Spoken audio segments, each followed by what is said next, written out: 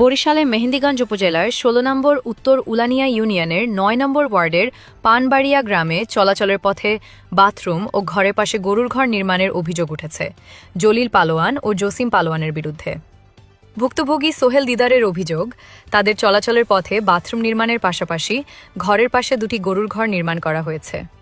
এতে চলাচলে প্রতিবন্ধকতা সৃষ্টি হওয়ার পাশাপাশি গরুর ঘরের ময়লা আবর্জনা ও দুর্গন্ধে পরিবেশ দূষিত হচ্ছে। তার দাবি, দুর্গন্ধের কারণে ঘরে থাকা সন্তানরাও অসুস্থ হয়ে পড়ছে। সোহেল দিদার আরও অভিযোগ করেন, এ বিষয়ে প্রতিবাদ করায় জলিল পালোয়ান ও জসিম পালোয়ান তাকে মারধর করেন। আবার বরিশাল জজ কোর্টে একটি মামলাও দায়ের করে, যা বর্তমানে চলমান রয়েছে।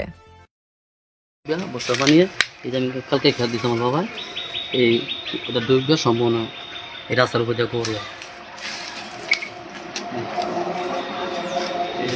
পুরো বোঝা গোর বোঝা জায়গা। ভুক্তভোগী সোহেল দিদার বিষয়টি তদন্ত করে চলাচলের পথ উন্মুক্ত রাখা, পরিবেশ দূষণ বন্ধ করা এবং তার উপর হামলার ঘটনায় বিচারের দাবি জানিয়েছেন।